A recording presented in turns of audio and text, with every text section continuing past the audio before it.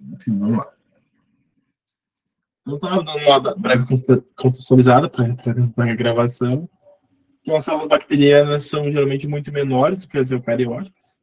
Elas possuem esses plasmídios, que são pequenos anéis de DNA, que dentro dos plasmídios existem esse GNR, que é o que causa aquela resistência das bactérias contra antibióticos.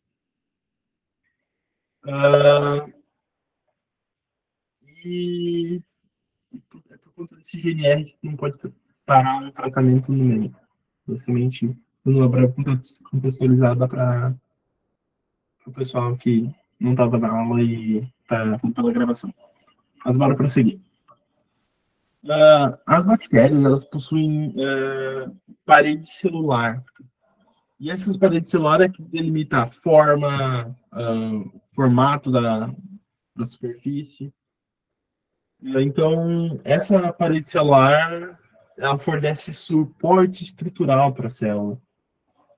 Então, tipo, contra, sei lá, um ataque de alguma coisa, alguns choques, enfim. E também contra efeitos osmóticos, né? Porque qualquer célula tá sujeita a alguma pressão alguma uma ação do ambiente, sei lá, um ambiente, um ambiente meio ruim para ela, então a parede celular protege contra isso. Ela possui o que a gente chama de nucleóide, que é basicamente o DNA bacteriano, quando ela não está envolvida no núcleo.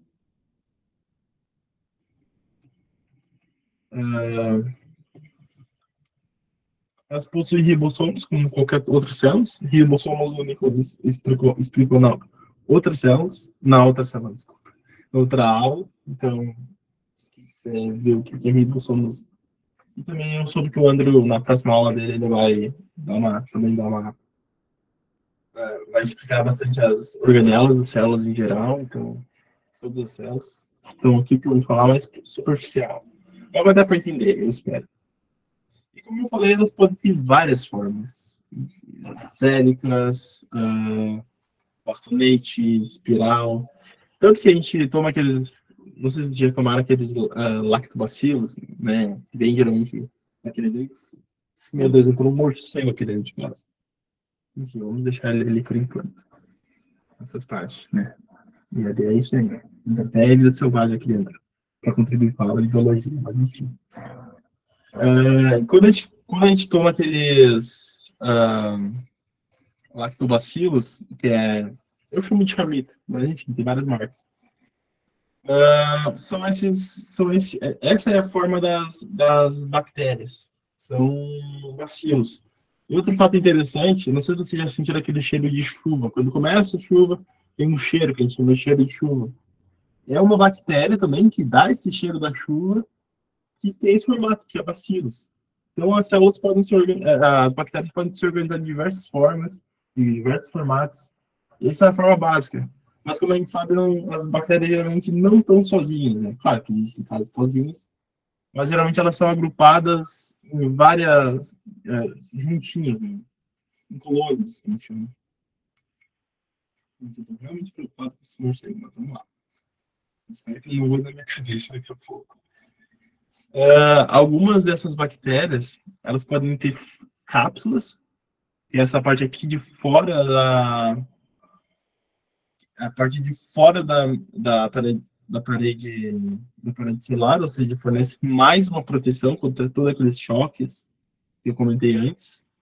Elas podem ter flagelos, é uma continuação da membrana plasmática que possui todo um citoesqueleto por dentro, que fornece um movimento para elas, então elas se locomovem através desse flagelo. Elas possuem fibras. Deixa eu ver uma coisa. Não temos fibras aqui. Pode falar, Tassiane. Tem gente ali no grupo dizendo que não conseguiu entrar na aula. Peraí. Deixa eu mandar uma mensagem.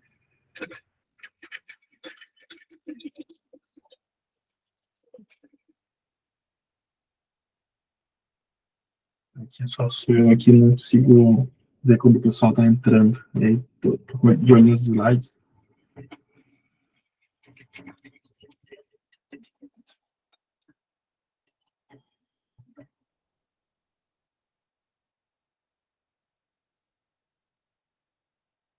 Enfim,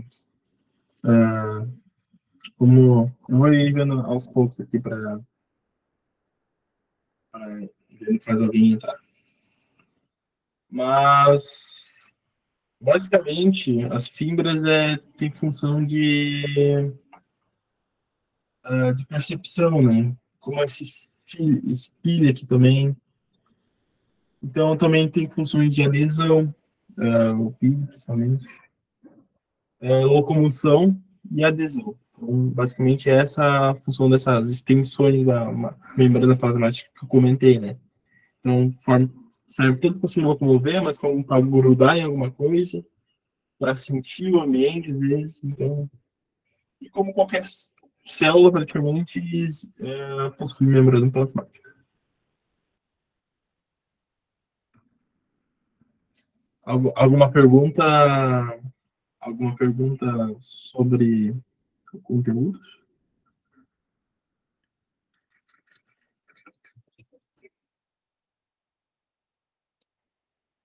Estou só resolvendo aqui que o não está tentando entrar.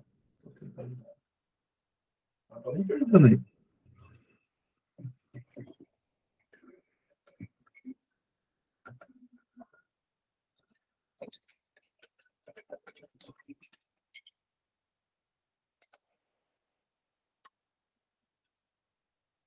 Alguma pergunta? Está tudo certo? Se for muito rápido.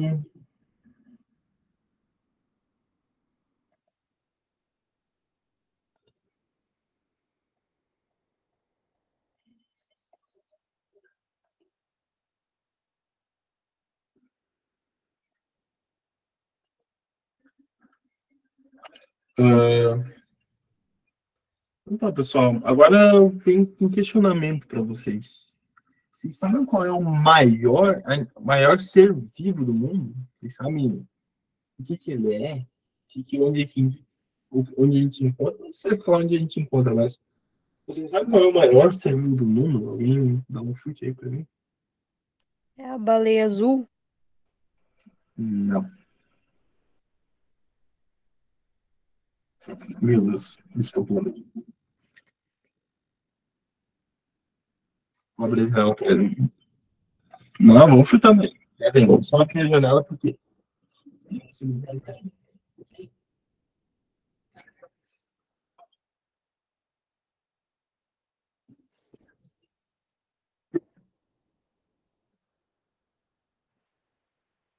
Vamos falando.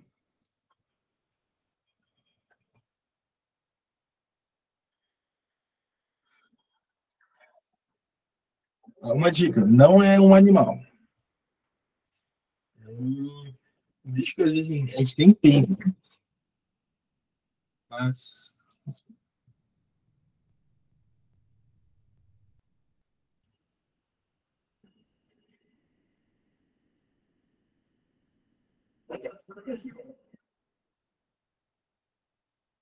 Isso, Ingrid, um fungo. Isso, Angelina. Acertado. Apesar de a gente.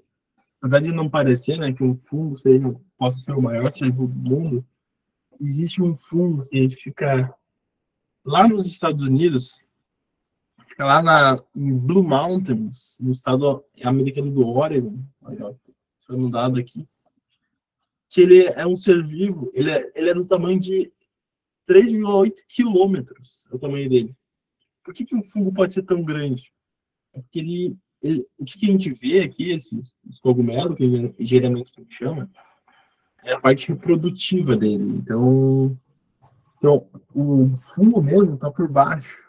E aí ele pode se locomover distâncias longas, assim, tipo, só pela. Não dá para chamar de raiz, porque não é uma planta, mas pelas suas prolongações por baixo da terra, a gente sabe que. Não sei se, não sei se vocês assistiram The Last of Us, que é uma série agora mais nova, mas nessa série a gente pode ver que aquele fungo lá, o Cordyceps, apesar de ser bem irreal na série, a distância ele consegue perceber uma pessoa lá e enviar os zumbizinhos deles. Então, tipo, tá bem legal. Hein? E pensando em fungo, vamos ver um pouquinho da célula fúngica. Ela é um pouquinho diferente. Essa imagem que eu estou apresentando na tela aí, ela está em inglês, porque eu achei uma imagem mais legal em português, mas você não precisa se preocupar que eu vou explicar praticamente tudo que está aí, é, ou agora, ou quando a gente falar de fundo mais para o futuro. Então, vamos lá. Ela também é uma célula eucariótica. Novamente, só alguns protistas, ou seja, algumas protistas não, desculpa. Só algumas bactérias são procarióticas, então existe muito poucos seres procarióticos. E eles também possuem parede celular, que nem a gente viu, que nem a gente viu nas bactérias. Só que a diferença deles, que é legal, é que a parede celular deles é feita de um negócio chamado quitina. Não sei se vocês já ouviram falar, mas é a mesma coisa que constitui a parede celular não, desculpa, o exoesqueleto dos insetos. É por isso que o pessoal que estuda a evolução, uh, é por isso que o pessoal que estuda a evolução fala que os fungos são mais próximos da gente do que as plantas são. Então, então é por essa característica que a gente fala que os fungos são mais próximos da gente que as plantas, digamos, na árvore da vida. Né? Então, por isso, é bem interessante salientar isso. Então, e essa quitina fornece proteção, né? Ela dá uma rigidez para a planta. E aí também é importante falar que a parede fornece comunicação intercelular, então existe os canaizinhos que ficam entre a parede que fornecem comunicação. Entenderam sobre a questão da parede não, desculpa, da célula fúngica? Eu sei que é bem curtinho assim, né? Mas é porque ela é muito parecida com outras células, mas eu quis salientar mais a parte da quitina, que às vezes os vestibular cobram, né? Essa questão filogenética, essa questão do parentesco, assim, evolutivo dos seres. Se vocês não tiverem entendido alguma coisa, pode me falar.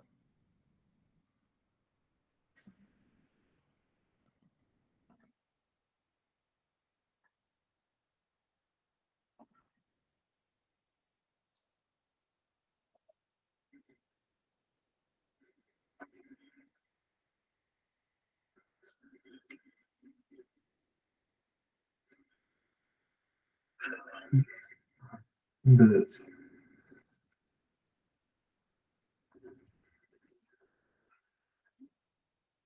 Hoje, pelo jeito, eu vou ter um companheiro de aula aqui. Não sei, eu acho que eu vou mostrar bagunça no meu quarto, mas tem. Mas um morceguinho, eu acho que não é um morceguinho perigoso, deve comer aqui insetos, mas. Ai, depois tem que tirar ele. Né? Enfim, vamos continuar. Morcegos à parte, a aula continua. Então, vamos falar algumas características da célula vegetal. Então, a célula vegetal é presente basicamente nas plantas. Então, não ocorre em nenhum outro organismo. Apesar de algumas bactérias fazerem a fotossíntese, elas não possuem célula vegetal. Primeiramente, a grande maioria é unicelular e também é procariótica. Então, essas cianobactérias, elas não têm, não é uma célula vegetal em si, ela só tem o pigmento, que eu vou comentar daqui a pouquinho, que faz a fotossíntese, né? Então, e aí, a partir do organismo dela, ela consegue fazer a fotossíntese. Para continuar. Então, de novo, a célula vegetal é uma célula eucariótica, ou seja, está tudo organizadinho ali dentro. Ela novamente tem parede celular. Então, a gente pode ver que, geralmente, fora, no caso, a célula vegetal, geralmente alguns seres que são unicelulares, eles têm uma parede celular para própria proteção. Até os fungos, apesar de às vezes serem bem grandes, tem uma grande parcela que são só, tipo, são só unicelulares, né? Protistas também são assim. A gente vai ver mais sobre reinos em aulas futuras. Mas a grande maioria tem parede celular para sua própria defesa. E nas plantas, é a parede celular que dá a rigidez da planta, né? É o que faz a gente conseguir ter grandes árvores, algumas plantas. Claro que não são todas paredes celulares que dão a possibilidade de ter uma árvore de, sei lá, 50 metros de altura. Algumas só possibilitam de fazer a graminha crescer no máximo ali, uns 30 centímetros. Mas enfim, a parede celular dá resistência para a planta, para possibilitar ela crescer, né? Ela também limita a expansão da célula e ficou junto ali, depois tem que arrumar. Ou seja, a célula não pode crescer quanto quiser, porque a parede celular ali enrijecendo o tamanho da célula, porque senão, sei lá, se colocasse água demais, ela simplesmente ia explodir, se não tivesse essa parede celular, né? E os limites que limitam a célula a inchar. Ao contrário dos fungos, que é a principal componente da parede celular é a quitina, aqui é a celulose. Isso é uma coisa que às vezes o pessoal pergunta. Então, o principal componente da parede celular é a celulose, né, que dá resistência. Essa celulose é composta principalmente por carboidratos, então, mas é um carboidrato diferente, por exemplo, do amido. Mas também vai ver um pouquinho de bioquímica posteriormente. Ela atua no papel ativo contra patógenos, ou seja, ela bloqueia parasitas, dificulta também quem queira comer, até porque, não sei se vocês sabem, mas a gente não digere celulose, então o negócio é bom. E também ela determina o tamanho da célula. Depois que a parede celular é formadinha ali, a célula não cresce mais, a não ser que a planta decida se alongar. Aí é um outro processo. Vamos concentrar aqui. Uma coisa muito importante das células vegetais são os plastídeos. O que são os plastídeos? É o que dá a cor da planta. Então, geralmente quando a gente pensa na questão ah, geralmente quando a gente pensa na planta, a gente pensa numa plantinha verde. E o que dá a cor para essa planta são os cloroplastos. O que dá a cor verde para a planta são os cloroplastos. E dentro desses cloroplastos existe a clorofila, que é o mesmo que aquela célula, aquela cianobactéria, que faz fotossíntese também, tem. Então, esses cloroplastos possuem dentro deles clorofila, e são essas organelas que ocorre a fotossíntese.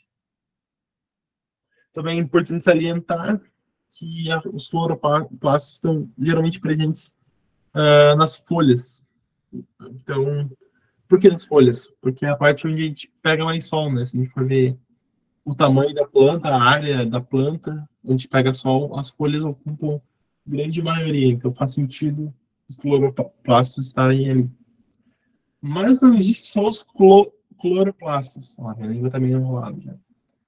Existem os cromoplastos, que não só dão a cor verde, mas dão, sei lá, digamos, vamos pegar o exemplo de uma flor ou de uma folha diferente, dão as cores vermelho, amarelo, enfim. E geralmente esses cromoplastos têm carotenoides, que, por exemplo, é o pigmento da cenoura, né? Então, e se vocês forem pesquisar mais a fundo, vocês vão ver que às vezes o cloroplasto aparece dentro dos cromoplastos. Então, caso alguma questão pedir que o cloroplasto é um cromoplasto, não está errado. Mas geralmente a gente deixa separado porque o cloroplasto tem uma função diferente, né? Então é isso. O cromoplasto não tem clorofila, né? Os leucoplastos são um pouco diferentes. Eles não têm pigmentos. Então, eles geralmente são encontrados em raízes, porque não tem necessidade de ter uma cor colorida, que geralmente que é a função de atrair animais, ou enfim. Fica embaixo da terra, então não tem função nenhuma, não pega sol. Não, enfim, não precisa de pigmento. Então, ela geralmente ela é relacionada ao armazenamento de substâncias, de reservas para a planta, ou seja, ela guarda o alimento dela lá nesses leucoplastos. Então, alguns leucoplastos armazenam amido, então são chamados de amiloplastos. Também tem uns outros que armazenam proteína, aí se chamam protoplastos, se eu não me engano, não posso estar errado. Mas, enfim, fica com amiloplasto, que é o que geralmente cai. Então, quando a gente pensa em leucoplastos, eles armazenam substâncias, no caso, o alimento, né? E esses alimentos geralmente estão ali dentro do vacúolo. Aqui. Porque saiu a imagem. Não sei porque saiu a imagem. Aqui é a imagem bem bonitinha de um cloroplasto. Então, aqui a gente tem os leucoplastos, ou amiloplastos, que armazenam substâncias. Os cromoplastos, que armazenam pigmentos vermelhos, laranjas, o caroteno. E o cloroplasto, que infelizmente a imagem foi de arrastar para cima, basicamente eles são verdinhos. E vocês podem ver que aqui nessa imagem, inclusive, é representado com um núcleo, né? Se vocês se lembram da aula do Nicolas da semana passada, vocês devem saber que, devido à teoria da endossimbiose, na verdade, esses plastídeos anteriormente já foram uma bactéria que pode ter sido fagocitada por uma célula. Então, enfim. Outra organela super importante das plantas é o vacúolo. O vacúolo, ele basicamente é preenchido de água, ou hoje a gente chama de suco celular, isso é uma componente de água. Mas ali também estão outras coisas, por exemplo, íons inorgânicos, açúcares, aminoácidos, ácidos orgânicos, entre outros. Ou seja, ali, como a gente vê nos leucoplastos, aqueles armazenados de substâncias, as substâncias armazenadas são dentro do vacúolo. Então é interessante ver isso. Esses vacúolos também atuam como armazenamento, como compartimentos de armazenamento, né, como eu mencionei. E eles também removem substâncias. Então, às vezes, entra uma substância estranha dentro da célula, eles usam esse líquido dentro para eliminar essa substância tóxica. Então, também é um sistema de defesa da célula. Eles estão envolvidos na quebra de macromoléculas e na reciclagem de componentes, ou seja, na, eles são utilizados na, como é que é? Na digestão celular. Eles também participam da manutenção do pH da célula. Então, ele mantém ali neutro, geralmente, porque geralmente, fora em algumas exceções, é esse o pH que a vida precisa ali. Entre 6 e 8, mas geralmente circula o 7, né? Então, não sei se vocês já viram isso em química sobre pH. Mas quanto mais baixo é mais ácido, quanto mais alto é mais base. Então, a vida gosta de um pH mais neutro. E uma coisa importante falar é que o vacúolo basicamente ocupa, em algumas células, inclusive, ocupa 90%. Então, aqui, ó, só nessa imagem a gente pode ver a quantidade de espaço que esse vacúolo acumula. Também nessa imagem a gente pode ver outras células, né? Tipo cloroplasto, membrana plasmática, parede celular, mitocôndria. Enfim, essa é a célula vegetal. Então aqui a gente vai fazer um breve comparativo sobre as duas células. A célula animal que a gente viu um pouco na aula passada com o Nicolas, e na célula vegetal que a gente acabou de ver. São poucas diferenças, mas é interessante a gente pontuar, né? Basicamente, todas essas organelas que eu mencionei é porque existe na célula vegetal e não na animal, né? Então, a célula animal não possui parede celular, não possui esses plastídeos. Ó, tem plastídeo duas vezes, olha só. Não possui vacúolo, enquanto na vegetal não possui lisossomos, ou seja, a animal possui lisossomos, é uma organela responsável pela digestão, né? A lise, significa mais ou menos quebra. Então, enquanto na vegetal a gente tem os vacúolos, né, que eu recém mencionei, que eles realizam a digestão, na animal a gente possui os lisossomos, que eles englobam o que eles precisam e eles quebram. Então, eles meio que fazem, às vezes até com parasitas ou intrusos, eles quebram isso e depois jogam fora ou mantêm para si, né? E essa foi a nossa aula, pessoal. Espero que vocês tenham gostado.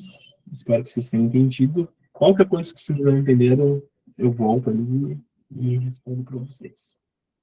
Vocês têm meu contato, caso vocês queiram enviar e-mail. Ou vocês também estão lá no grupo do Piloto no WhatsApp, então vocês podem enviar suas dúvidas quando quiserem. Perguntas?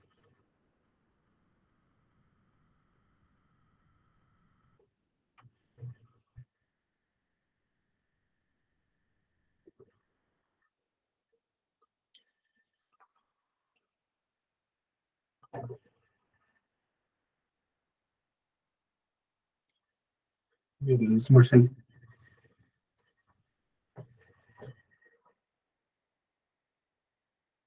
Se eu tivesse mais técnica, eu pegava ele para mostrar para vocês, mas o meu negócio é inseto, então. Inclusive, não sei se vocês gostam de insetos, mas aqui, ó, como um bom entomólogo, eu já estava opa, tava espetando inseto aqui. Ó. Boa noite, pessoal. Se precisa tirar alguma dúvida de qualquer cada biologia, eu também para responder. Então, eu vou disponibilizar esse slide logo depois que eu finalizar aqui a aula, então tá tranquilo. É, pessoal.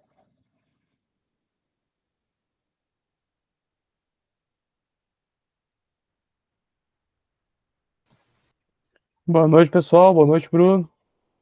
A lista chamada foi concluída com sucesso. Muito obrigado. Até mais.